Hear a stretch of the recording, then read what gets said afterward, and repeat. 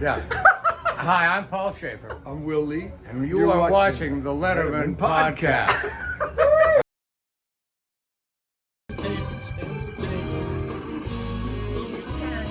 9, 8, 7, Hashtag coming, no 5, sound. 4, 3, 2, 1.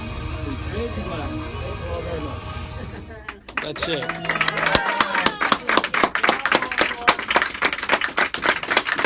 All right. No cake for Bill White. No cake for you.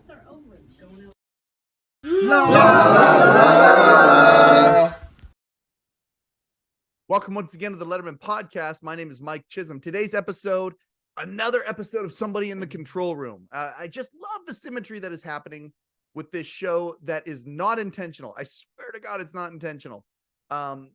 We get writers who cross over and take over for each other or write at the same time, that kind of a thing. Sometimes we get people who are in the similar departments, and then there's echoes from that. We just had Amy's podcast on the assistant to Jerry Foley. Now we've got the assistant director who sat to the right of Jerry Foley for years and years and years, Tim Kennedy. Amazing episode, really fun conversation talking about the technical side of Late Show with David Letterman and how much it actually did, how much creativity and energy that had to do not so much with straight lace stuff had to be in that control room because you never knew what was going to happen. A bag of tricks, I think, was one of the phrases that was uttered. Tim is just a fantastic guy. I just appreciate the heck out of him for taking time out of his day to be on the Letterman podcast. So we are proud to present our episode with assistant director to Late Show with David Letterman for a long time, and many, many other things as well. You'll hear about it in the show. Tim Kennedy. Tim, your email, I'm not going to obviously reveal it here, but there's a TW, which makes me think that your middle initial might start with a W. Is that the case? Yeah. Yes. Is it William? That's my guess. You are correct, sir. You gonna move on to my weight next? No. I think I'm going to quit while I'm ahead. Tim, thank you so much for taking time, and using this as a leverage point to help fill some time during your retired life these days. Thank you so much for taking time to come on the Letterman podcast. My pleasure. Oh, this is going to be a lot of fun. Let's get the audience up to speed. What years were you at Late Show with David Letterman? I was with David Letterman from 1995 to the final show, 2015. Okay. Yeah, 20 years. Yeah, 20 years. Yeah. What a run. Yeah. Yeah, it was awesome. What were the series of events that brought you to be under the employ of David Letterman? Well, I was employed. I started at CBS in 1984 and did a multitude of different shows, sports, and actually right before I came on to Letterman, I was the technical director for the Evening News with Dan Rather for 6 years. Yep. And I was the backup TD for Letterman. I remember going over to NBC to meet Hal Gurnee because they threw my hat in the ring. CBS and Hal. Hal was always thought Hal was the best. He goes, well, he showed me the 70. He goes, I'm probably gonna bring my own guy, who was Jerry Foley, who ended up being the director for 20 years. So when Foley got anointed and elevated to director, he gave me a call and said, hey, Kennedy. Never called me Tim, always called me Kennedy. I'm not talking about that. He goes, Kennedy, you want to come over? It'll fit like a glove. And I said, yeah. So I jumped at the opportunity. I was about ready to get, move on to something new. And it turned into a great run, a great relationship. And it was, so 95 to 2015, and then rolled from that into Colbert for 4 years. Yeah. Lots to unpack there. One of the things that strikes me about the technical guys and gals who were part of this production is the idea of how unfazed they could be, on this side of the camera or this side of the control room, at what's going on at the other side of it. It could be chaos. It could be something completely entertaining. It could be shocking information. And you all are just cool as a cucumber. And that's the job. Now that being said, you have this call with Jerry. Come on over. Late Show with David Letterman at the time. At the zenith of really its popularity within pop culture. Mhm. Is that lost on you, or is it another gig? Oh no, I was very excited about it. I was a little nervous, Yeah. it's like anything else. I knew a good handful of the guys on the crew. Some I didn't know. Yep. So it's like establishing those relationships and making sure, they go well. Because I Yep. also came out over when I became the TD, I also was made the tech manager. So I kind of ran the crew, but also took care of building the stage, adding on capital improvements, what have you. So there's a little bit more on the plate. Yep. But yeah, I was nervous. I walked into a facility and we used different kind of switches over in the broadcast center that I worked on. The button pushing, they had a different one there, and yeah. So yeah, I was a little nervous, but excited for Oh sure. yeah, absolutely. Okay, that's cool. And it seems to be that that's the case for many, especially of the long-term staffers that were there. They were such fans of Dave or the program or whatever. Obviously, having to subdue the fandom or the level of excitement because of the gig itself, because it wasn't cool to be such a fan of the show, but a lot of you seem to be that. Um, it's serendipitous. I'm talking to you. I literally just had a conversation yesterday, and I think these two are going to go out, within a week of each other, with Mhm. Amy Sharon Humes. It Oh, was Amy, yeah, Jerry's yeah, first as he ascended up, yep, to take the big chair sure. from the legend that is Hal Gurnee. He got an assistant. Well, what does an assistant Yep. to you do? I don't know. And they built the job together, and so having Amy on, and then the very next day recording with you, it's very cool. I Yeah. dig it. When you were with the CBS News with Dan Rather, out of the CBS Broadcast Center, right? Yeah, 57th Street. Yeah, Broadcast Center. Yep. Yep. Okay, on Yep. 57th. And then you move over to the Ed Sullivan Theater. I'm super curious as to your perspective on the two. You're at this legendary broadcast center, a hub. And then you go over to Hmm. this theater, legendary theater, that's sort of a broadcast theater or a broadcast center for one. It's its own kind of deal with its own Hmm. control room and all that. Was there anything jarring in the facility change, or were all the knobs and buttons pretty much the same? Well, I really had never been in the Ed Sullivan Theater all the years I worked at CBS prior to leading up to. So obviously how iconic it was, Elvis, the Beatles, and we can name all the people who've been on the stage. From the technical standpoint, it's a control room. And nothing shocking. We moved a couple things around when I got there, kind of changed a few things, but for the most part, it wasn't daunting. Other than it was, it was Letterman. That's, it was like it was in the Ed Sullivan Theater was sort of like a centerpiece for CBS. I mean, so yeah, it was pretty cool. It's funny looking at the way that, gosh, the evolution that you have seen in broadcasting, astounding over the years from where you started to Mhm. compare to where we're at now. You see all of these, and I'm not just going to say CBS, but you see all of these corporations that own these broadcast companies that are selling off these pieces of real estate, and it's happening all over the place. It's so weird seeing that. I can't imagine a time that CBS wouldn't own the Ed Sullivan Theater and use it to broadcast. But boy, is it Mhm. it's weird seeing this happen out there, isn't it? Yeah, it is. Well, CBS sold the theater at one point and then bought it back. Yeah. Oh yeah, that's right. That's For right. They Letterman, bought it right? back for Dave. Yeah, they bought it back for Dave, and ransacked the place and took a theater and turned it into a studio. Yep. And then on the other end, Colbert came in and took a studio and turned it back into a theater. So it's been through a lot of transitions and what have you, and was happy to be part of both transitions. But yeah, it would be a sad day when they finally get rid of, if they get rid of, I don't know how much legs Stephen has. I'm hoping he's got another 20 years in him like Dave did. But yeah, that'd be sad to see that go away. But things change, and Absolutely. that's I was there yeah. on Friday night, actually. Yeah, Lucky I'm enough sorry I to. missed that. Oh man, a The couple of Rupert thing. the union guys that are still there from the Late Show days. They threw us into the VIP line, and we got a chance. I got a chance actually. Took part in the Q&A with Steven. I asked Steven a couple questions about Dave. Uh-huh. Turns out he likes this show, which is which was does he? astounding to me that that he knew who I was and knew what we were doing here.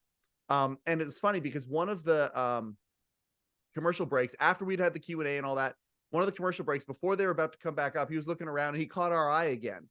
And and he was doing one of these, and I looked up, and it was, I think he was pointing up to the dome to me, and that was obviously having not been there Right. since the Letterman days, and going in there looking at how the theater was restored. I swear to God, the sight lines seemed to be better from the reconfigured seats or something. They did something with it, but the dome, taking away all of the stuff that they had brought down to make it more of a television studio when Late Show was there. When it turned into the Late Show with Stephen Colbert, Yeah. they brought it all back. What a gorgeous, gorgeous place that you got to call home for, decades. Unbelievable. Yeah.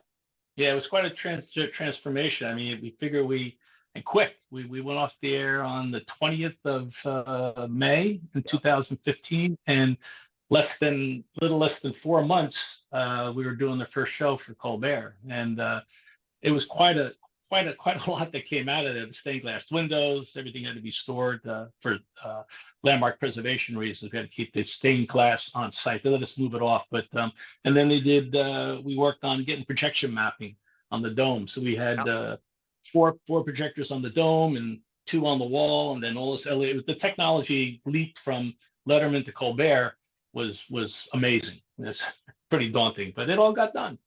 I love echoes, cultural echoes, things like that. And I think about when Letterman and company, and you weren't there for that restoration, but you were with CBS, so you knew it was happening. For all I know, you were down there and watched some of the construction. The breakneck speed of Letterman's announcement, the official, Ovitz and his team get Letterman, the gig at CBS, and the announcement to first show in August of '93. A similar pace happened at the Ed Sullivan Theater. It was crazy how far the theater had descended and what they wanted to turn it into. And it's interesting that both versions of The Late Show or Late Show and The Late Show had that similar lead up, breakneck speed, trying to get this impossible construction done of the Ed Sullivan Theater. Yeah, it was, and I'll tell you, all kudos go out to the CBS construction department. I mean, those guys came in and wired and rewired and wired and rewired over the years. But the transition coming into the Ed Sullivan Theater in '93, there wasn't a control room in the basement. The control room was up in the theater. The seats were a mess. There was old wiring. So those guys are pretty amazing construction shop, and nothing would have gotten done there without those guys. And of course, the main construction, the riggers that came in and built the scaffolding, and for Stephen, we had scaffolding all the way up to the ceiling to take everything out.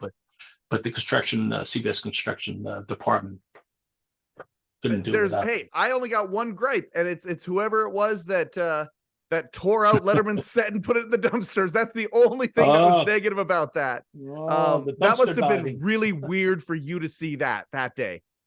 That night they started ripping out the seats that night. We got done with the final show, and the props guy, Pat Farmer and those guys just started ripping things out and putting stuff into the dumpster. And then they realized people were doing a lot of dumpster diving, and then they had to there you There's go. One right there. You had to secure the dumpster.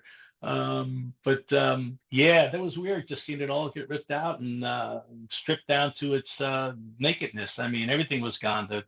We had the iconic red catwalks up in the ceiling, and they all, it was a lot of metal came out of there, but they got it all done. It's just amazing. Nobody got hurt. Did you keep anything?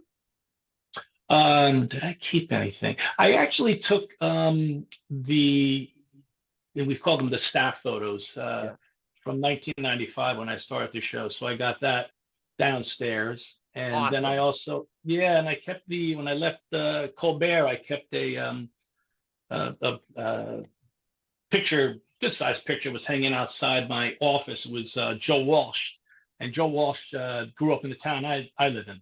And I met him a couple of times. So I said, I'm going to Tanya, who was the executive in charge. I said, can I take this with me? She goes, sure. So I got that. And I don't think I have anything else really. Yeah. So I got a little bit of something. I got some pictures and what have you. But Oh, other than that, I didn't take any that's steps. very, very neat. I Yeah. love hearing that.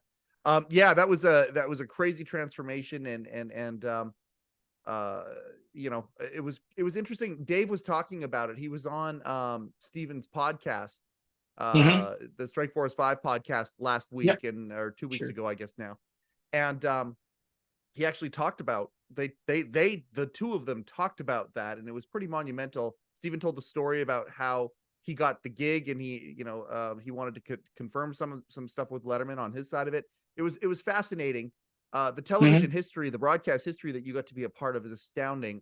Let's bring it back to the beginning again. So you end up working directly with Jerry Foley. He said it was going to Hmm. fit like a glove. The pace of that show just absolutely breakneck. Um, but was it so too is evening news? It's breakneck Yeah. too. Was it the Sure. same kind of pace, and the same kind of urgency, or was it a different kind of urgency? Well, depending on how the day went. I mean, on news, you're scripted, you're going to go with Dan and Dan, what have you. But Yep. something goes wrong in the world, the script goes out the window, and next thing you know, you're dialing remotes from Riyadh or wherever you're going. So that gets a little crazy. But for the most part, it's pretty well scripted. On the Letterman side, it starts out scripted. And then Dave goes off on a tangent. You don't know, oh, we want to go up to the roof and throw pumpkins. We want to go out on the 53rd Street. We want to go, um, it could get chaotic. A lot of people just say, it's just punching cameras, TVs that are out there. It's, the talk show. It's a little bit more than just punching cameras. You don't know what he's going to call for at the last second, split Yeah. screens or, we had to have all these things in our back pocket ready to go at a moment's notice if you want the gliss and all that stuff. Top 10. Well, top 10s are all pretty much scripted. But yeah, it was depending on the day. David started off the show, sit at the desk, and he would have a whole thing lined up for the first act, and he would just start talking about going to the grocery store and running into people in the aisle. And the guy would walk up to me and say, "Hey, Jimmy," obviously his name was Dave, but anyway, yeah. So it could change. It could change from day to day, to say the least. So yeah, two different things. I had a lot of laughs on the evening news, as sad as some of these things could be, but Yes. I had a real lot of laughs on Letterman. I chuckled every day. Oh, I love hearing that very, very much. The bag of tricks that you had to have at your disposal was, in my viewpoint, one of the highlights, and of course led by the legendary Hal Gurnee from the very beginning. Introducing the idea that the director and the control room was actually a character in the show. With the sound, Mm-hmm. as it evolved over the years, the sound effects and the Mm-hmm. different things, Mm-hmm. the ability to react to something real time. Okay, so let's Mm-hmm. get a camera over there. Let's get I think about, one of my very favorite moments of Late Show ever was the night with John McCain.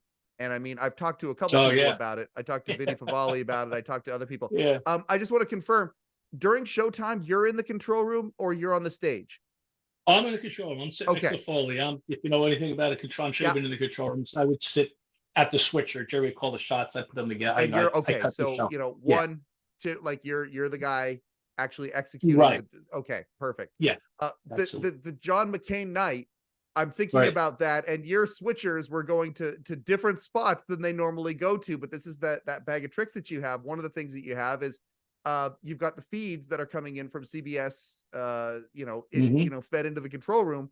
And when you realize that McCain stiffs you guys, and suddenly he's sitting there with Katie Couric on Yeah. the evening news, is that an easy Right. switch for you? Is that just, yep, no problem, like that? Or is there a couple little things you got to do to make that happen?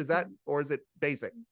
I don't know how that whole thing played out. I don't know if Randy picked up on it. Randy, the AD. Randy did pick up on it for sure. Yeah, Randy picked up on it, Yep. and we had 4 lines coming in from the broadcast center that I could dial anything up, and they said, "Hey, McCain's in 47 when he was supposed to be here with us, and he was doing the interview with." So dialed it up. Foley, called for it. We put it online, and it was, it was. And you hey, guys look like masters. You guys look like you look so good because you nail it with the perfect timing and the perfect. Yeah, it was seamless to the point where people, my favorite moments of Late Show were when it was like, okay, was that planned or was that not planned?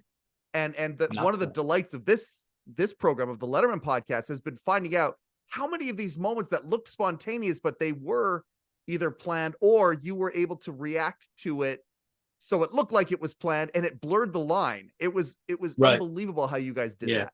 Yeah, that was definitely not planned. That was sort of like handed to us. That was a comedy gold. It's like, oh my God, look at this. And Dave went right off. And then McCain came on, and I guess I don't know how many, a few weeks later, come and kind of did the mega copa. Yeah, I screwed up. I screwed up. Yeah. Yeah.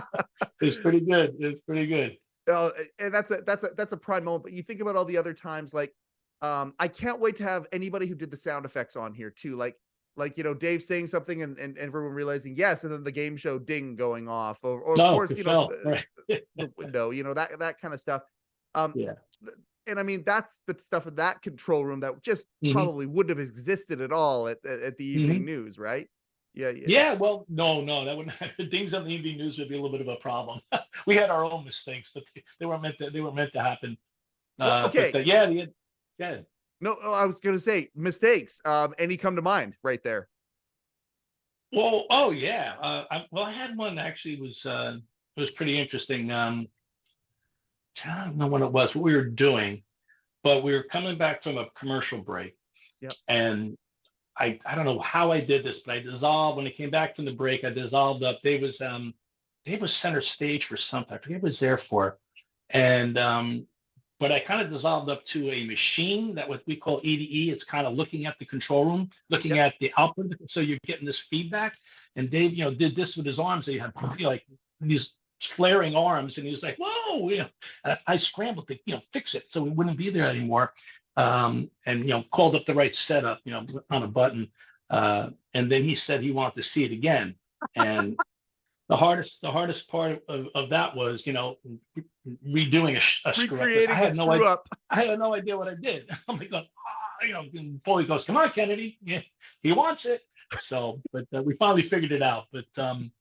But any other screw ups? No, I think that's probably the only one that I kind of laughed about. But probably many of them. I just can't pull any back out of my memory right now. That's a great example though of how Yeah. Dave would and I mean the early narrative of late night was always that they celebrated failure. It wasn't that they celebrated failure in my mind. It was they celebrated life, and life includes little moments like this where most TV shows try and come across so polished and that screw ups would never happen. Whereas when life happens, hey, let's focus on life for a second. Like you said, there's a comedy piece, but he's going to talk about something that happened over the weekend or whatever. Like that's one thing that I think that so many people resonate with. It was one of the ways that we kind of felt like we were part of the club as the audience, because the crew was part of it. Everybody was part of it.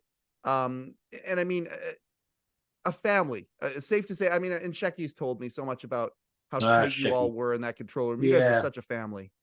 Yeah, Shecky. It's fun. Just to digress, Shecky.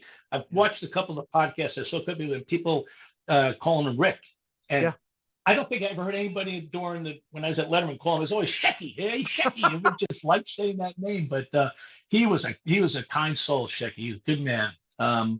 Miss him. But anyway, I digressed there. I just wanted to mention about Shecky. No, there he is right there. He's always here in every episode. He's this show would not exist if it wasn't for Shecky, and I just appreciate him so much. But and he would tell me about when you guys would get together afterwards or whatever. Like just the family that it was in that control room specifically. I want to go back to what an average day looked like for you, because as the assistant, it's a different portfolio than the director, but like, would you be called to go out and be director on extras and things like that as well? Or were you like, what was an average day for you as chaotic, knowing that there's chaos, but like, what time did you get there? What time did you leave? And what was some of the ordinary kind of flow of events? Oh, just, it's like any other TV show you get in. I think for Letterman, the schedule kept changing over the years. Sometimes you're doing 5 shows a week, and Dave would go out on remotes, and then next thing you know, Dave wasn't going out on remotes, and next thing you know, Dave wasn't coming to rehearsals. But for me, I get in. Well, it's actually pretty decent hours for Letterman. I get in like at 10:30, 11. Yeah. And we would do we call a fax check, where we check all the microphones, we check all the cameras, we check all the videotape machines. Just go through I called it facsimile check, making sure the facility is working. And then we would, the music would be loaded in, whatever band it may be, which is always an exciting part of the day. What music was there for that day, because we had some pretty iconic acts on. Music Are would you a be music doing fan? their. Are you a music fan, Tim? Oh yeah, oh yeah. No, I just that was my favorite part of the day. I think is we would block music. I think after lunch. Yep. Trying to remember, because look, Colbert, we did it different. I can't remember it No, all. no, no, So no. long, That but sounds right. Chris Shakai yeah, was on here and Harvey Goldberg was on here, and they both that sounds Harvey. about right. We block after lunch, and we'd have the band run it. Because when the band came in the morning, when the roadies came in, we would load them in, we would line check them, we'd get sounds. Yeah. But then the bands, and then when the talent would come on, we let them run the song like 3 or 4 times just to get the monitors correct or their in-ears correct, and make sure we get the right mix for Harvey and for the front of house and monitors, everything is all working properly. Yep. And then we would sit down and block it, and get done blocked, we push it up stage and do them for the show. But I would always go up when Foley we weren't really blocking it for cameras yet. They would do it 2 or 3 times, and it could have been Crosby, Stills and Nash. It could have been what do we have? Foo Fighters, Pearl Jam. It's just, I mean, it's endless, Yep. So that was my favorite part of the day. Go up and sit in the audience and watch these band rehearse. Play the song. Somebody say, have you ever seen the Foo Fighters? I said, yeah, I've only seen them do one song, but I've seen them. I haven't been to a concert. Oh, you saw? I said, yeah, one song. I saw them do Everlong 8 times. It was amazing. Exactly. But that would be it. And then we'd come back. We'd sound check again. We'd rehearse the bands, and then we would. Dave would come down back in the day, and we'd rehearse for maybe half an hour. We get done rehearsing, he'd go over and play the drums a little bit, and then he would leave. And then later on, he just had our floor director would do the rehearsal, and the writers would sit at the desk and read through the script, and we'd send the tape up to Dave. And then at 5:30, what I always appreciated about Dave, you want to talk about the similarity between News and Dave. Yep. Is News, you came on at 6:30, no matter what, you were hot to the network. Yep. With Letterman, same thing. 5:30, he's out the gate.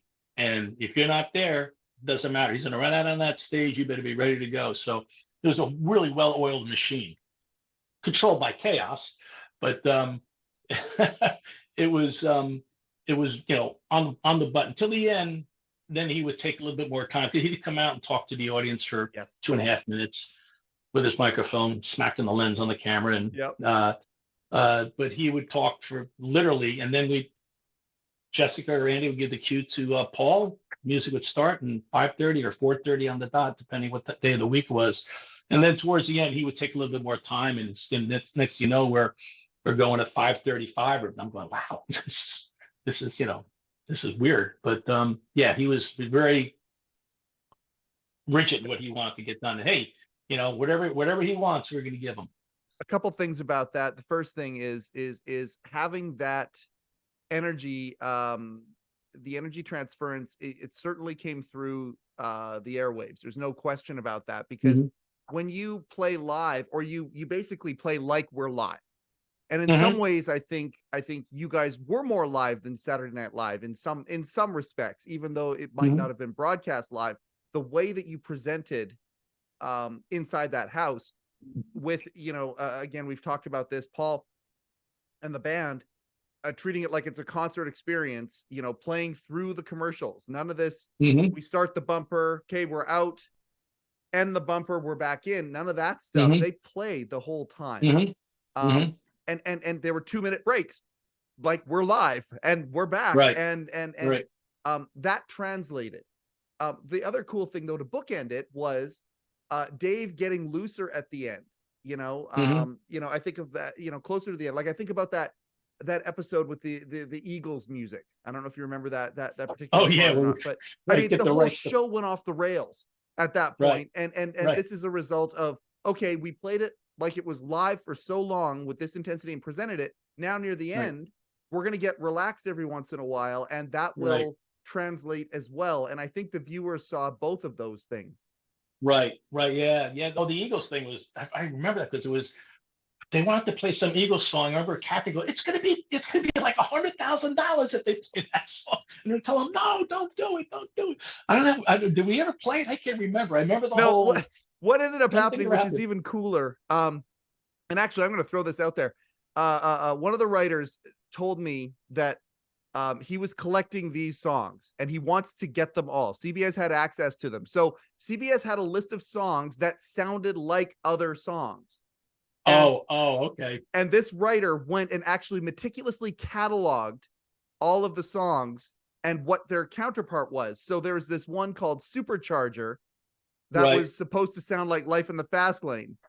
And, Okay. and so what they ended up doing is they didn't play an Eagles song. They didn't do anything, but that Dave comes back and he says, okay, well, I'm told we have this song that sounds like an Eagles song and you guys played that.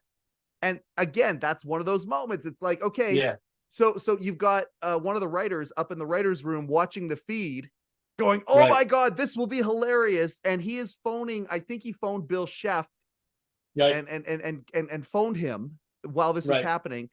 And then you guys somehow, some way find this song called, Supercharger or whatever it's called. You find it somehow and you play it. And again, looks like the entire thing was planned when in fact, of course, none of it was planned. And it looked Right. so good. That moment is around on the official channel. I'll send it back to you. It'll give you some PTSD. It'll be great. Yeah, I love this. I guess I saw it, but I don't remember it. But that's the type of stuff you guys Yeah. were doing there. Yeah. I derailed you at the music. So after music No. rehearsal, at that point, I guess it's regular rehearsal stuff, right? Like extras Yeah, and bits and we stuff. got extra bits. You can, run stupid human tricks. It could be pet tricks. It could be just a bit out on the street. We could, if we're gonna throw stuff off the roof, we'd block that. Yep.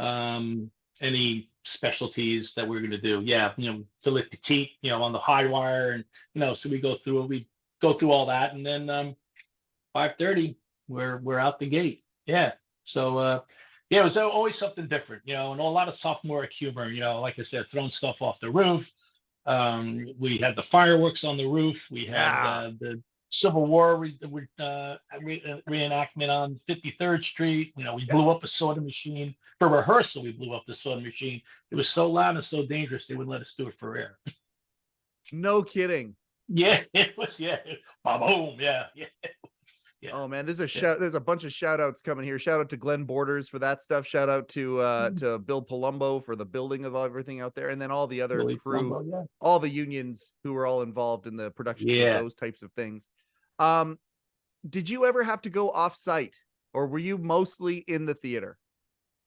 We took the show on the road a few times. We did. Yep. When they came back from London, Jerry was the TV, and that's that May. They made him the director. And actually, I think that May, was it that May? Trying to think, we went to LA. And then the next week we went to San Francisco, Palace of Fine Arts. And then we did the 4-city tour. And after the 4-city tour, I think we tired Dave out. He was done with traveling. Somebody said, you can't get the jet close enough to the hotel. So we pretty much stayed at put, and actually the next 4-city tour we did, they flew the whole city in. They flew 500 people from I forget where we did it with 4 cities we did, and we dropped a backdrop behind them and flew them in. They get a hotel stay or free flight to New York City, a bunch of city dirty water hot dogs, and the whole city experience, and put them back on the plane and send them back. But yeah, so those are the only times I traveled for the show.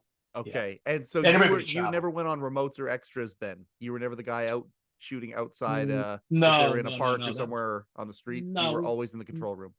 Always in the control room. If we were doing remotes into the show, I was always in the control room. We would send somebody out to tech manager, technical director, wherever it may be. We might hire outside crews. Sometimes we send out, guys from the CBS Broadcast Center to go out and set up whatever remote we were going to do. I can't remember some of the remotes we did, but anyway, yes, I would stay. Yeah, I stayed put in the theater, which is fine by me. Yeah, no, absolutely. You're part of the nucleus of the machine itself, and that makes sense. I had one and then it just disappeared based on what you said. It doesn't matter. Okay, so when Jerry Foley was otherwise if he was ill or something like that, couldn't be there, were you the guy that jumped in his chair? I directed 2 shows for Okay. for yeah, 2 shows I did. Do you remember I them? mean, what? Yeah, sort of. It was actually it was a double show.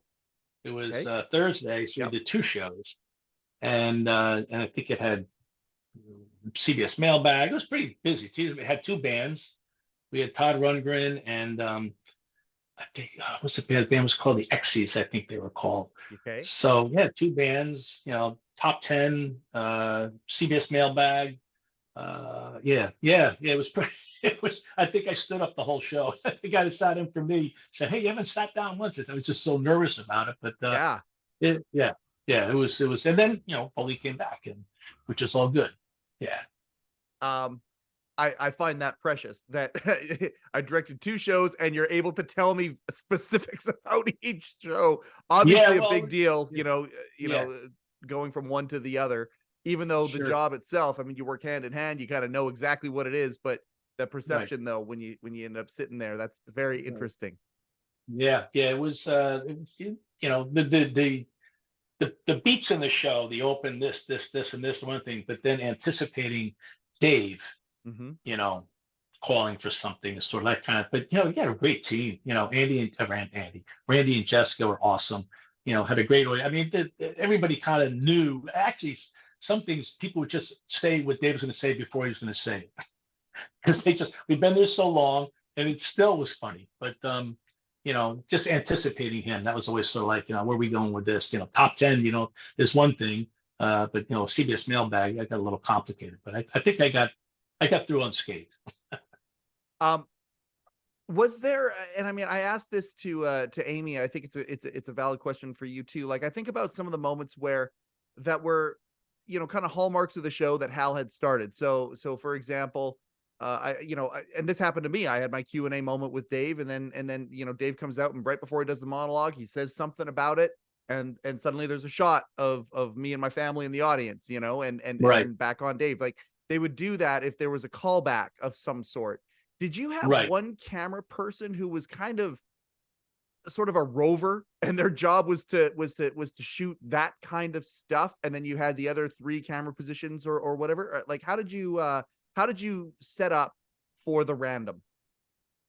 Well, something like that, if it's a callback to the audience, some cameras are locked at what they're doing. Camera 2 was always on Dave. Yep. Depending which side of the theater it was on. If it was on the stage left, audience right, camera 3 would, kind of focus in on that person. If they Yep. think there's going to be a callback. We had 2. There were 2. I'm trying to remember. We had one hand. We had. I just look at this. I can't remember. We had 3 hards, a jib, and a mini. Roving handheld. So we were pretty flush with cameras to cover what we needed to cover, but you had to be quick for it, because they might not be on the whole time. He might also call it back, and the camera's got to swing real quick. And the video guy, Dave never let us put the audience lights on. Steven kind of kept the audience a little lit. Yep. Dave, he always made us keep the lights down. Yep. So the camera guy had to crank up the gain so you could see the person. And Yep. But yeah, the camera guys are great. As Foley said, he relied upon them so much. I was more like a traffic cop. I knew where they were to take because the camera guys they're on top of it. Really sharp crew. I haven't had a camera operator on yet. I know I want to. I wanted desperately to talk to Steve Kaufman. Unfortunately, he Stevie. Yeah, absolutely. Yeah, that was a heartbreak. Absolutely. And so, but I very much want to talk to these camera operators, because Right. the reaction speed, and like the person who was holding that camera that you were talking about, the mini, like that is that's a high wire act right there of that job. You got to react quickly. But again, it's funny, you talk about the differences between between Late Show and The Late Show. And to me, a hallmark was, oh, something's happening, there's a camera, and then the audience actually sees the light turn on for it. Mhm. That actually sort of became a stylistic part of your show because of that process. But yeah, that is a difference. Steven does keep the audience a little bit lit. I saw that last week. Yeah. What are some of the other differences that you've from a technical standpoint between the 2 shows? It's very interesting that you were one of the few people that was there to bridge things. Right. And I'm fascinated to know some of your thoughts on that. Well, I mean, Steven was a little more heavily scripted. I don't think he really went off script that much. I mean, but just to clarify, uh, when Steven came over from Comedy Central, like Dave, he brings his key people with him. He likes seeing the course. same. So they brought over, a few camera when we kind of filled in some holes as we went along. And he brought over, the director brought over his own TV, did what I did. So I kind of got out of the seat and I assumed more of a managerial role, Yeah. just kind of making sure everything is working. Yep. So the inner workings of Steven was totally different than the inner workings of Dave, from what I took in. Stevens more like a news show, I guess, at the top, and a lot of Very much so. graphics over, graphic driven. Teleprompter versus cards, like just Well, that there alone. you go. Well, Yeah. right there, exactly. So yeah, Stevens a little more heavily scripted, and Dave was he could just fly off the cuff at any moment. Live, for lack of better words, maybe a little more organic or whatever. Just you didn't know where he was going to go. Colbert was more Structured. which is great, and both great guys. Absolutely. Oh yeah. Both No. great There's, guys. Yeah. yeah. Two different personalities. Goes without saying. But ironic for you in your career, you started in news and then you ended up at a place that had a more newsy type flow to Sure. it. The Mhm. desk with the with the graphic behind. Dave, of course, never did anything really like that. But that's you look at Seth Meyers, you look at Colbert, Jon Stewart, all of that. They've made their mark in broadcasting with the desk kind of format of a Mhm, newscast. And so Mhm. yeah, interesting that that kind of happened for you in your career. How Yeah, it went from yeah. one and came back to it. Sure. Yep. It was an interesting 2 shows to work on. Yeah. I gotta ask, now that you're on this side of it, and we're kind of going all over the place, but that's okay. I love Yeah, that. I love that it's just sure. a organic conversation. I'd much rather that than structured questions. Do you still dream about either show? Oh, I have the old anxiety dreams where, I can't get to this, or this is going on. How come I don't have this ready? And, get out of my dreams, Stephen, what are you doing to my friggin' dreams? Dave, what are but yeah, absolutely. Oh no, I have them from time to time, but I guess because maybe I miss it a little bit. I Yeah. kind of do. I miss the old man. When he was on, it was great. Good times. Made a lot of good friendships there. And same thing with Steven. I try to stop by every once in a while. I don't get to go in anymore because now the COVID protocol is kind of breaking up. But it's always good to see the crew. But yeah, definitely filters into my nighttime dreams at time. I think, why the hell was Dave in my dream last night? What was that all about? You are not alone, my friend. There's a lot of that going Yeah. around. Yeah. Absolutely. Did you okay? And this is an interesting question that it's funny. It seems elementary for people who have just started sort of watching this show, but it's Mhm. not. It's a complicated question. Oh, boy. Because there are people who worked for Dave for a long time that I've never actually met him or had any contact with him. Mhm. But you and Jerry, obviously in a different spot. Did you have very much contact with Dave in a given week? Well, yeah. I mean, I'm in the control room, so I would see Dave in the hallway. Yeah. Coming back from the show or what have you. And I had a couple little run-ins. Well, here's a funny little story. So I started the show in May of '95, and I saw Dave kind of bouncing around, maybe crossed his path, here and there, but Yeah. never really met him. And every year he has a Christmas party. And this one year he had the Christmas party at the Woolman Rink. Yep. And he would serve mashed potatoes and meatloaf. That would be the dinner. Loved it. Some beers, what have you. But Comfort food, my friend. Comfort food. Exactly. Stick to the ribs food. But I was out skating, probably with my wife and maybe my young son at the time, and I saw an opportunity. Dave was kind of leaning up against the boards there at Woolman Rink. I said, go up and thank them because we get the nice jacket like you have on. So I skated up to him. I said, "Hey Dave, my name is Tim Kennedy. I'm the technical director on the show. I'm in the control room that much. Our paths don't cross that much." And he looked at me. He goes, "Let's keep it that way." I was like, okay. I got a good laugh out of it. But every time he saw me in the hallway, he always said, "Hey Tim, how you doing?" And came down, thanked me for when I did the show. I had to direct it 2 times, and we traded cigars for a little bit, but yeah, my interactions, I say to people, I interacted with Dave maybe 5 times, Yep. and probably the conversation about 5 words long. But Yep. he was a good guy, is a good guy. But haven't seen him recently. He doesn't You're call. ahead of the average, Tim. You're ahead of the Yeah. average. But I have another question that seems inside and it might seem odd. Do you remember when the microphone got stolen? oh, I do. Oh yeah. No, you just gave me that's a trigger. You gave me the yeah. Yeah. That was a dark day. That was a very dark day. That was a very, like, what happened, because it was always in the same cabinet. And yeah, that was something that they got from NBC and had a little plaque on it. Yeah, it was a nice little momentum for Dave, and I wish he would probably would have taken with him into his retirement. I don't think he's up at night, you know, upset over it, but I was upset because it's like, it was on my watch. What the heck happened? So it was like, but things happen. People have sticky fingers. People have no conscience, and I don't know who has it now and who he or she is showing it to, but yeah. There is a story with it, and hopefully it's going to turn into a story of redemption. And it's not my story completely to tell, but what I'm going to do is I'm going to point you in the direction of some of the thing of where it is, and it is public. It's out there. Oh yeah. And the goal is to get it back to Dave. So yeah, great. That's great.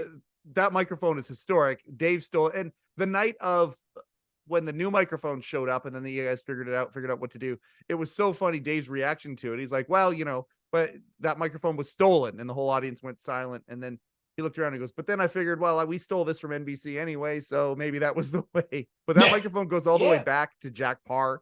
It was one of the hanging mics, I believe, the Parr show. And so, I wanted to ask if you remember that day. Okay. No. I remember that one vividly. That was, like I said, that was like I just felt in the pit of my stomach when you mentioned it. I'm like, oh yeah. God. I forgot. Well, that's all right.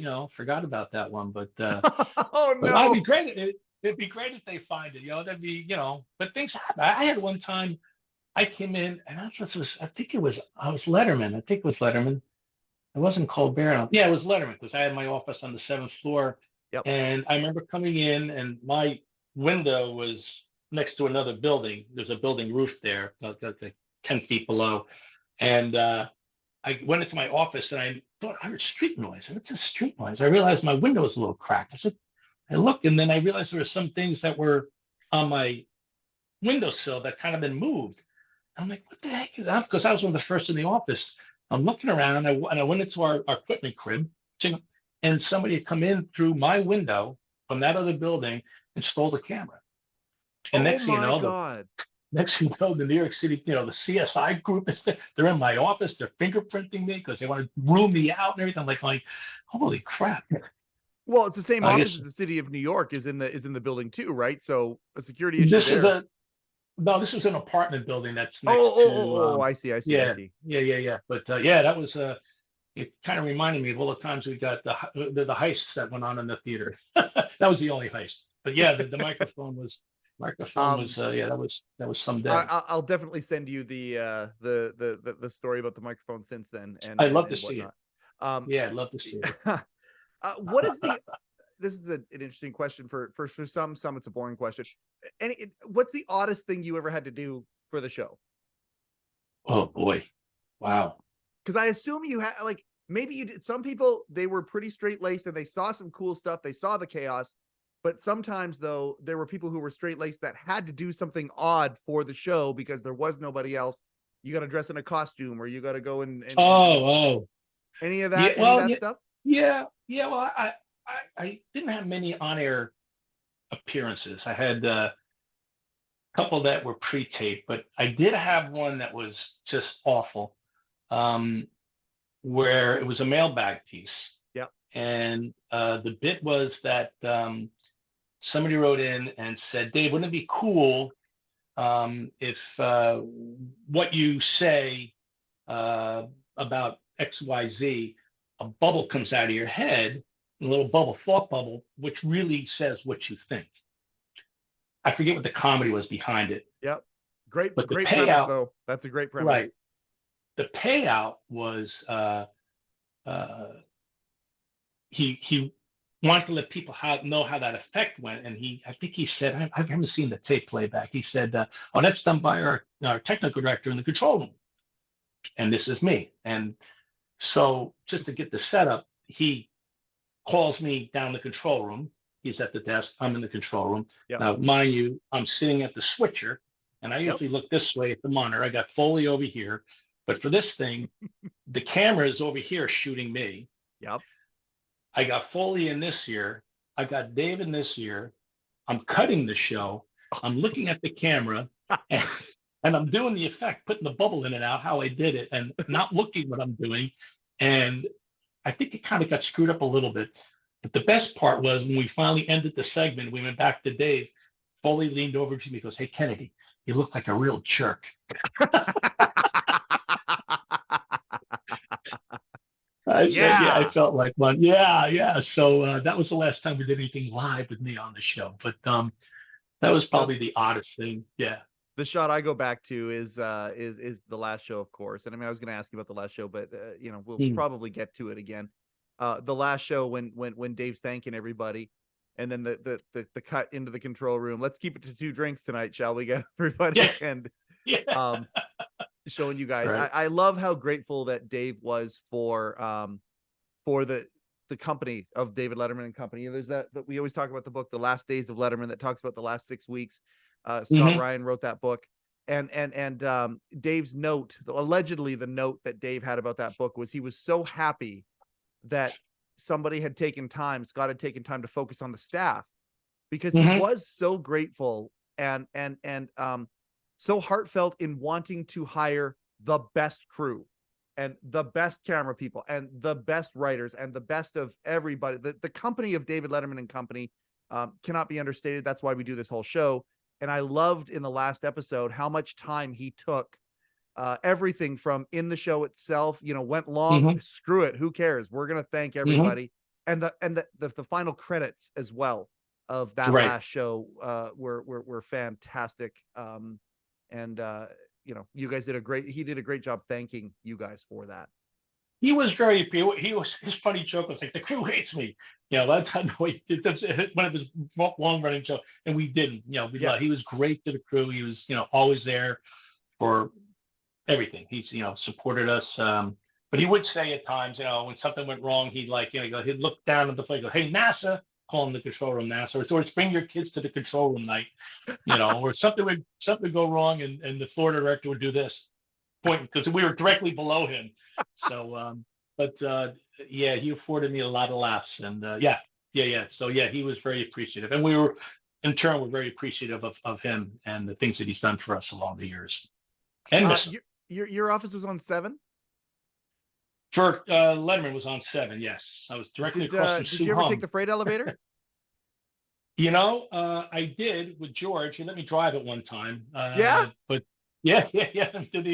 I didn't do too well on it, but no, that was Dave's chariot. But I've taken the freight elevator a couple of times. We used it a couple of times. We used to do. We started doing music up on the roof of the theater. We'd have to get as many elevators as we could up and down, and if Dave wasn't using it, we'd be bringing God knows what up to the roof for whatever concert we were going to do. The one that always comes to mind first for me was the Jay-Z Eminem shoot up there. That was historic moment, unbelievable moment. I loved that so much. I don't know if you've heard this story. You probably have heard this story, but I don't know that we've talked about it on this show here. I would love to have been a fly on the wall when Dave taught Steven how to use that elevator. There's a moment where Steven came, I guess about 2 weeks before Dave was done. He wanted to talk to him while things, as Steven says, he was still in the saddle.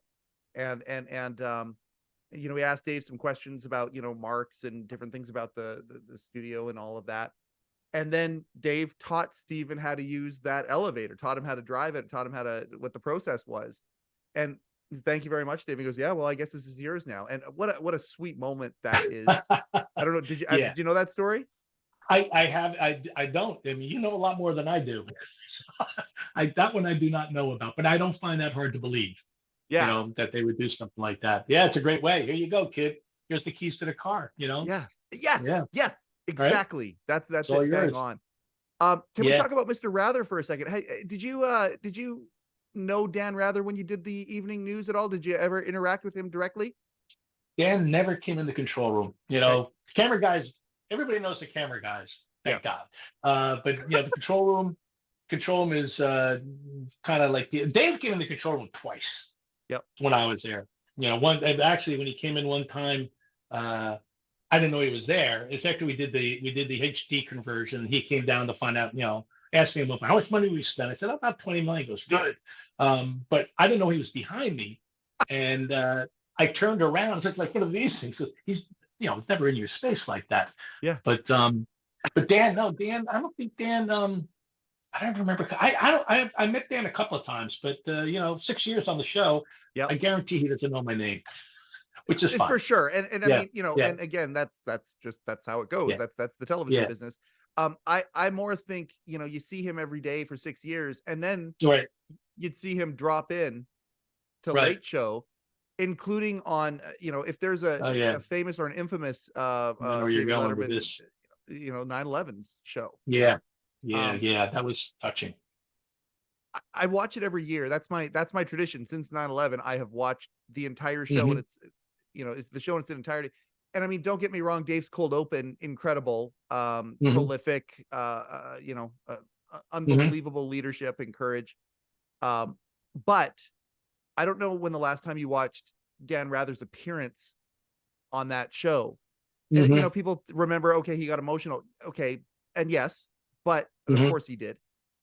But it was the discussion afterwards that went to the end of the segment that was fascinating to me. And it just shows, anytime I have the opportunity to talk about Dan Rather, because 20 years later you watch it and it was like he was prophetic. He talked about, do we have the stomach for this? Do we have the staying power and all that? What's it going to look like when we leave? What's it going to look like? And when, the bookend of that, knowing how it ended or whatever, and listening to Dan's words that night, absolutely astounding. And that was a moment of history that kind of combined your two histories with CBS and kind of put them into one evening. Yeah. Late Show after 9/11, it took a while to kind of find its feet again. Some changes permanent.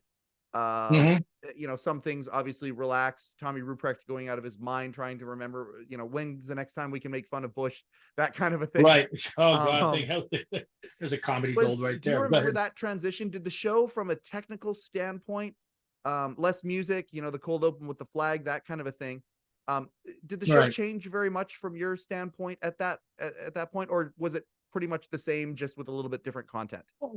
Obviously, it's a little more somber. I mean, and indeed, that 9/11 show is probably one of my wish we never had to do it. Absolutely. But one of the shining moments, when Dave really spoke, because I'm just going to speak because I need to hear myself talk. Yep. And that was that statement alone right. comforted me, because a lot of people had a lot of things in that weren't sure, and yeah, it was an important show. Anyway, sorry, I didn't mean to interrupt. No, that's okay. But a lot of it's kind of a blur. I mean, I know we wouldn't do the big whiz bang open for a while. I mean, when we started doing started rolling the opening credits. But I think we're all shell shocked at that point, and obviously it's a time we don't want to forget about. You can't put behind you. It's a good question, Mike. I really couldn't tell you. I mean, it was really in the writer's hands and Dave's hands about how the show is going to play out. What's what kind of energy is it going to have? What are we going to do? Who are we going to talk to? But then we got back up to speed again, and we had Bush. That was comedy gold. That was comedy gold. But that was definitely one of my most memorable shows that he did. Yeah, it was important what you all did, and I try, and when it does come up, I thank you all for being a part of something that was so important. I'm from Western Canada. I don't know that there was a more important television show, other than of course the news telling us what was going on and that kind of thing. I don't think there was a more important television broadcast moment than that moment at that time. So thank you for Mm-hmm. being a part of that. Yeah. Absolute television history. You got some Emmys behind you. How many of Those those are actually Emmys you got? Those are actually my wife's. She's got the whole shelf here. She got like 20. Um, I have like 5, I think, 4 or 5, I think. But mine don't fit on the shelf. They're a little taller, so mine are in the basement. This is I love Yeah. the segue on this is beautiful. Obviously, I would not be good at my job if I didn't say what. Wait, what? Okay, so Emmy envy in the Kennedy household. Yeah, right. Let's talk about yours, that's and then her. let's. That's Oh, her. look at them all. Oh my God, Tim, you're killing me. That's amazing. Yeah, yeah. Well, she's amazing.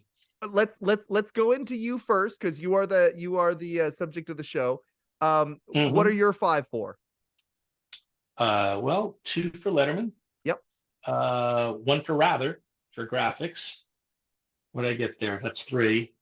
1 for and 2 for sports. I don't know. I think 2 for sports. 2 for NFL Today. I think. I don't know. I don't know what the other.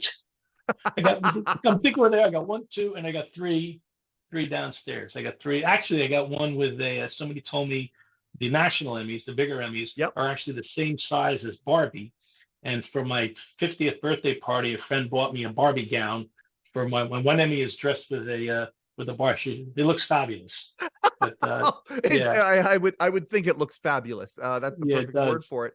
Yeah, You yeah. have received Emmy awards working on the productions of 2 of the greatest broadcasters in history. When I say it like that, it sounds really cool because it is really cool. You're grateful for this. That obviously you're, Yeah. It's actually one of them. Funny story. One of them is so old. They're not real gold. The gold plaque and the gold Yep. kind of was worn off of it. It's kind of like silver now. And Yeah. I mean, somebody come in one time. They looked. They said they saw the gold. And they said the silver. They said, "Is that second place?" I said, Oh "Yeah, my God, that's a great.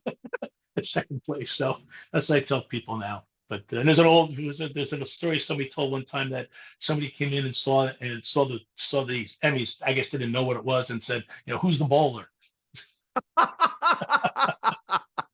So, but Oh, that's it's nice. fantastic too. Oh, that's so nice to good. see. Yeah. Yeah. Let's get to the other half now. I'm not going to say better half, but the other half. Yeah. Who's your wife and how has she won so many darn Emmys? She is a executive producer for WABC. Yep. In New York, and she had her own unit. So she would go out and do specials, everything from 2 Broadway specials a year. She'd do 2 Oscar specials with Joel Siegel, marathon specials. So she did a lot of specials a year and racked up a bunch of Emmy wins for that. But she's very sharp. She's a sharp one in the family. Good for her. One in the family. Yeah. Has she had any contact with Regis Philbin? Oh yeah, no, she knows Regis and Kathy. Actually, she was just telling a story about Kathy Lee the other day. That when she was pregnant at the same time as my wife was with our first son, Kathy was a little bit ahead of her, so she gave Nancy all her maternity clothes. So Nancy said she was the best dressed pregnant woman in Essex County.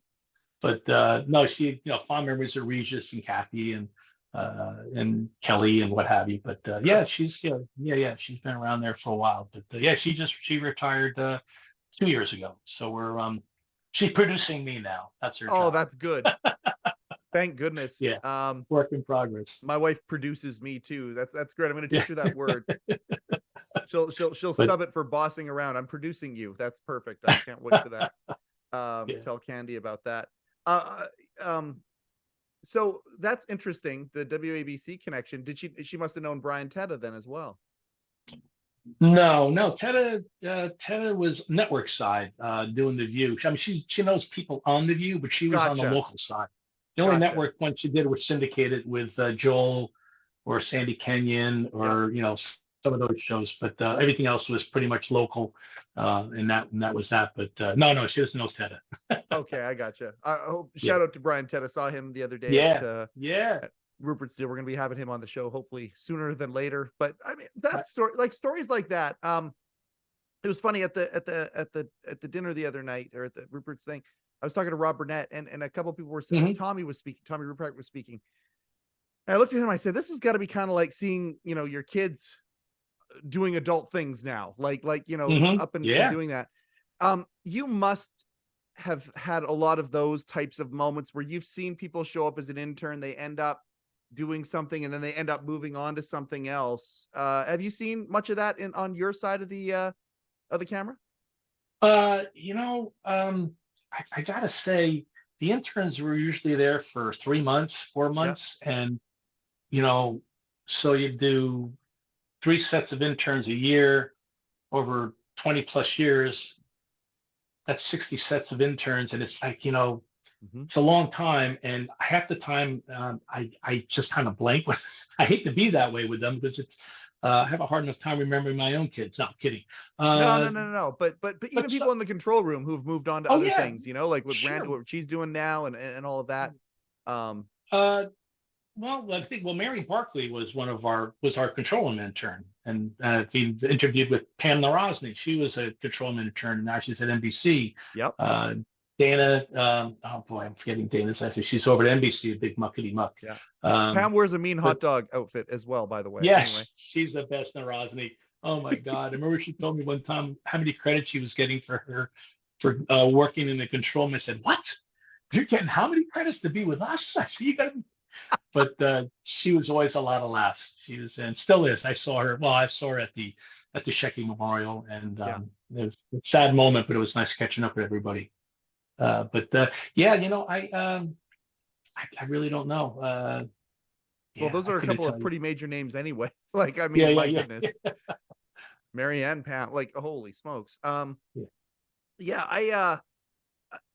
reunions are something that I think, since the Rupert video has surfaced and Walter did such a good job. Walter and Jay shot that, but Walter really put on that. One of the things that like Rupert was, I said this in the tribute episode we did for him a few weeks back, but his plan was to ride off into the sunset. Like, his plan was not to do anything. And when he kind of told Walter that, Walter was like, are you kidding? Like, the only time we get together, like, you got at Shecky's Memorial, and I mean, it was an amazing event. I told Kathy it was produced with love, and Randy, I told them they produced it with love, and you can tell. They're good people. Oh, such good people. And what Walter said to Rupert was, when we get together, it's usually for something sad, and that's unfortunate. We want to get together when something's happy, and I think it triggered something. I certainly hope that there's some sort of a reunion of some kind. I would love to see, the band get back together for one night at Radio City or Carnegie Hall or something like that, and like a one night only show. Do you think that that's something that, like, if he ever said, Jerry, would you come out of retirement for one show? Tim, would you come out of retirement for one show? Would you do something like that to help out with a one-time only Letterman reunion? Dave? Absolutely. Yeah. No questions asked. Absolutely. I don't know. Depends how long it's going to take to do it. If I remember how to do it, but in a heartbeat. Absolutely. And that'd be cool. They do a show, like a special. That'd be great. Like, I mean, Netflix has got lots of money. They could, let's open up a Brinks truck and get the band back together. It'd be so cool to do something like that. I know there's certainly a groundswell of support for that. I haven't brought that up here on camera very much, but now that after that event happened, I think that there is a hunger for it, and I hope it could happen at some point, and everybody could kind of come back together, and because what you guys did was really special. You were part of something really, really special, and I think that showing how many people stayed in that control room for as long as they did, a lot of those seats were the same seats for a decade or beyond in that thing. I think that's a testament that you all knew that you were part of something special. Is that safe to say? Yeah. And looking back on what you would like to see happen, I don't know if we could ever get that. That was something, and time to move on. I mean, get out while it's good. But if he asked, I would do it. I don't think that's ever going to happen. I hate to say that. The odds are astronomically low that could happen. But I mean, I think about the idea of, like, you've watched Dave on, the Kennedy Center Award and the Mark Twain Prize and all of that stuff. Those are great. They're fantastic, but they're not produced in the same vein or voice. And the segment that they have, with the people who come out and Kimmel comes out and John Mulaney's set killed on that. That was Oh great. yeah. And you see Dave up in the box. Imagine though, like something like that, except completely Letterman, like where it's an Adam Sandler and there's Bill Burr and there's Chappelle or something like that. Yeah. And it's the people who grew up on him kind of giving it back, Yeah. but yet there being involvement. I don't know. I just see it in my mind's eye so clearly that it could be something really, really cool. And maybe Dave wouldn't have to lift too many fingers for it, like, and it just be perfectly the tone of what you guys all did. And certainly it's never been replicated. Right. I don't know. I just see that. Get a treatment written up and then pitch it. Let me know how Hey, it goes. if I knew what a treatment was, I would do it in a second, but I don't even know what that is. I don't even, I'm being a little bit naive on that or hyperbolous on that, but yeah, like, right. Yeah. I think that, I don't know. I just, from an audience standpoint, I certainly know it would be welcome. And I think the world needs a little bit of that, and no offense to the other late night shows at all. A lot of them have gotten really political and all of that. Well, I think we just need something zany again. It Yeah, doesn't have to have a message, except let's have some fun. do a whole show of throwing stuff off the roof. I'm in. Take my money. I'm in. We can do that. Yeah. No problem with that. Tim, I appreciate your time so much here. Before I have a couple ways that I want to lead out. But Sure. before we leave the Letterman stuff, we've been talking about this here for a week here or so. Were there anything else that you had kind of thought of that? Oh yeah, I want to bring that up. Is any potpourri that's sitting there that stories that we might want to know about Letterman days? Not really. I think you kind of touched on all of it. I didn't know what you were going to ask, and someone like, oh, I got to pull back the old memory banks because I kind of bulk erase things every day. Like, oh, some of this stuff. It was interesting hearing what you remembered. I'm like going, oh yeah, I remember that. No, I think we touched on everything. I don't know what else. Anything? Any hidden secrets? The no bodies buried in the Ed Sullivan Theater. No bodies, no. A lot of rats. So maybe some old rats laying in there somewhere, but that would always get sneaky. You find a dead rat, and that's George has to take care of the dead rats. But anyway. Yeah. And from an audience standpoint, we would think it would be George would be the guy who would be the guy George. taking care of that. That sounds about right, actually. Good man, Georgie. Yeah. Haven't seen him since he retired. Oh, who I saw at the at Rupert's thing. I think we're gonna have him on the show is Bill DeLace. And I mean, there's a guy whose stories have stories. Chief, absolutely. I called him Chief, Right. and the smile that went on his face when I called him Chief. Right out of Central Casting, he was the best. They put him in bits. Oh my God, he was hilarious. His voice just alone, the way he talked like this all the time. Yeah, I love the Chief. I see him every once in a while. If I'm in the city, I walk by there in the lobby as people are coming in, so I get to stop in and see him and ask how Jess is doing or anything like that. Yeah, the Chief, good man. Absolutely. Good man. He's been there a long time. What's that? Go ahead. I said he's been there long. He's been there for the beginning. He sure has. Yeah. And he was. It was so perfect for Rupert's thing on Friday. He was the bouncer there. Like that's the other thing. You talk to Bill, and it doesn't take you if you have any sort of intuition whatsoever or empathic type traits. It doesn't take very long talking to Bill to know that guy's a guy you don't want to mess with. Oh, right. Yeah. Well, yeah. I've seen a couple of times he had to take care of business. Yeah, good man. Yeah, yes, you want him on your side. As they said, they always came in. What was Foley's line? The security guys always came in dressed for Easter. They always look great. They had their suits on, and they're very professional. They dealt with a lot of high end, stars. Some of those stars would roll in off of 53rd Street. Tom Cruise. Julia Roberts. I mean, it gets crazy out there. So they got their job. They got their job cut out for them. The last night I was there, I wanted to secure getting my picture behind Dave's desk. And this is a month before Dave retired, and and Vinny was supposed to be the guy that I was supposed to ask, and it was funny because I went to talk to Vinny, and they said no, he's on Travolta duty tonight, because Travolta was there, and so Travolta got Vinny the whole night, and it ended up being Mike that got us back behind the desk. But those guys, I mean, if there were stereotypical New Yorkers, you take those three guys and the way that they talk, you take a guy like Bill, you take a guy like Mike or Vinny and whatever, Vinny with the pencil thin mustache and the voices and all that those three could have been characters in The Simpsons being stereotypical New Yorkers, and it would have been perfect. Good men, all three of them. All three of them. Great guys, Vinny. Yeah, I haven't seen Vinny in a while. Or Mike. I think Mike is gone. Mike's left. In Florida, apparently. Oh, look at you know. You know everything. But yeah, the good men for sure.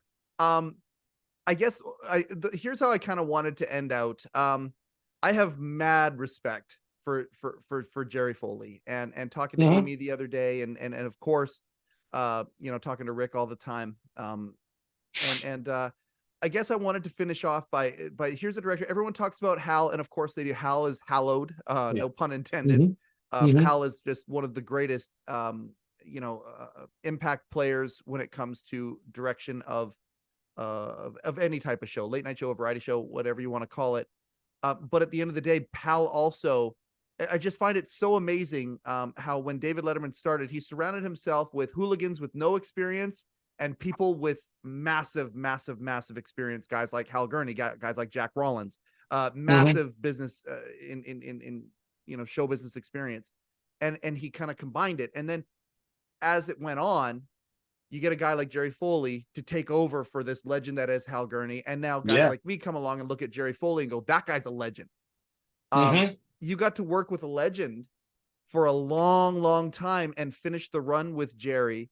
I just wanted you to, I wanted to finish off today. If you had any words to say about Jerry Foley, and then the last show, I wanted to finish on the last show. If that's okay, Tim, and that's where I wanted to go. And that's all I had prepped. Well, I would say about Foley, first of all, he's a good friend, dear friend. I mean, I sat to his right for 20 years and, watched his kids grow up. He watched my kids grow up. So we've got a real good bond there. He was very good to me and very good to the crew. He always took it. If anything went wrong on the show, it could have been my mistake or camera guy or graphics, what have you. He would always assume the responsibility. He never threw anybody under the bus. So he was very dedicated to the crew. Funny,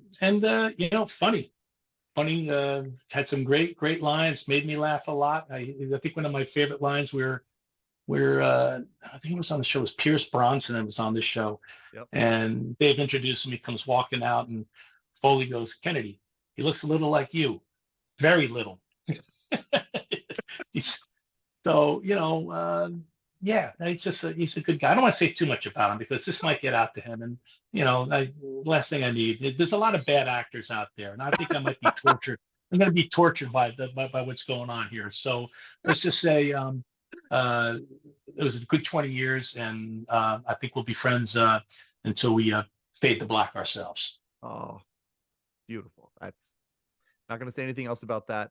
Let's go home. Let's talk about the last show. The last show, in my opinion, the last 6 weeks of the Late Show with David Letterman is the greatest 6 weeks on television in any period in history. It's the great. No offense to Mr. Carson's lead up with the Tonight Show, but you guys absolutely, to take a phrase from Dave, blew the roof off the joint, or off the dome. You guys killed it those last 6 weeks. How was the last show? Unbelievably emotional, as far as I'm concerned. A perfect show, even though behind the scenes and the editing and getting it on the air and all that, there was a little bit of drama, but the show itself was absolutely perfect. What do you remember from that night?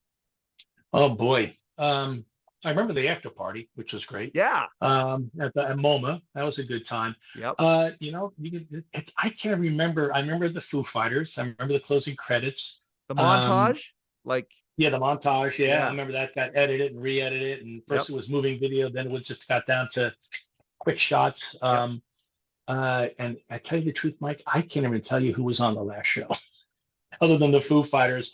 I can't remember who he rolled out. Jog my memory. I can't remember. No. Because there was no guest per se. Right. It was the celebrity presence in the very last show was the top 10 list. Right. Where you had everybody from Tina Fey to Steve Martin. Oh, to, right. Right. So the big star-studded top 10 list, but no guests. The whole show was right. The top 10 with the Mannings, and I actually got a picture of the audio board that all laid out with Seinfeld, and I think Julie Louise Dreyfus had the funniest line. Once again, I'm on another she made fun of the last show, like she did. Yeah, that was Mic drop. like That's the best one. right. Yep. Hit that one right out of right up. But yeah, look at You have a that. picture I of do that? remember. I have a picture of the audio board, because we marked the audio, top 10, got 10 microphones. So he had the audio board. Kevin Rogers, our audio guy, had the 10, Peyton Yeah. Manning, Jerry Seinfeld. Was Chris Rock? Chris Rock was there. Chris Rock. Absolutely. Yeah. Yeah. Jim Carrey. Had them all. Jim Carrey, yeah, had it all lined out. I'll send it to you. Please do. I think we just found Yeah. what the thumbnail for this episode is going to be. I think if you send that to me, I think that's going to be the Sure. the Yeah. picture for this episode. Absolutely. Yeah, that was a that top 10 list. But again, it goes back to Dave at the desk just talking to us, and that Yep. my favorite segment of Late Show with David Letterman was after you guys got comfortable to that place where you changed it from a let's play Dave over to the desk to, okay, we're gonna do a commercial break and then we're gonna have act 2 where Dave is at the desk already. That was my favorite part because you never knew what was Yeah. gonna happen, and Right. that show was just a lot of that with some clips. The documentary that Jay and Walter played. Right. Yes. That- Yeah. The the back day in the behind life. the scenes. And yeah. Yep. Yeah. Day in the life. Yep. Yep. Yep. Yeah. I think that's So- true. I should have watched the last show before I got on here with you. Oh It was God, so no. long ago. I just But remember- okay, standing invite though. And I mean, I'm saying this to all the guests now. If ever a story comes up and there's a story you ever want to tell, like we even just do it in 3 minutes or whatever, do it in chunks. If ever that happens, you have a venue to do that here, sir. And we're going to collect all these Okay. anecdotes because they're just Yeah. gold, and a lot of people Yeah. really appreciate them. Tim, I can't thank you enough for taking time to do this. And from the bottom Yeah. of my heart, as a representative of the enthusiast community as the audience who loved what it was that you guys did, thank you from the bottom of all of our collective hearts for everything that you did on Late Show with David Letterman in your career. It meant a lot. The show was made with love, and we're seeing some of the ingredients right here talking to you today. Oh, thank you very much. It's great being here. Like I said, I was a little apprehensive at the beginning, and there are some bad actors out there that might torture me with this, but it was a nice time talking to you. Nice time bringing back some good old memories. I get that a lot. A lot of folks at first are like, "Hey, what's this going to be like?" And then afterwards, it's like, Right. "Okay, it's good." Yeah. And no, it's this is a celebration, and that's what it's all about. And I think that's what the reaction is going to be. I'd be very shocked if there's anything other. I will say a quick outro here, and then we'll say our goodbye Sure. privately. You got it. Yeah, thank you, Tim. I just this is why we do the show. Unbelievable episode there. Just appreciate Tim Kennedy so much for being on here and sharing of his time and of his memory banks. The Letterman podcast has one sponsor only, and it is, I can't say it's Rupert G and the Hello Deli anymore. I can just say it's Rupert G, formerly of the Hello Deli, but he still has hello-deli.com. If you want to buy, the only place you can buy licensed Late Show with David Letterman merchandise, hello-deli.com. Go get yourself a mug, go get yourself a shirt, because it's the only place that you can buy that stuff. And we love Rupert so much and just hope that his first few weeks of retirement have been really good so far. That has been another episode of the Letterman podcast with Mike Chisholm. Coincidentally, I am Mike Chisholm. Thank you and good night. Overcoat and underpants.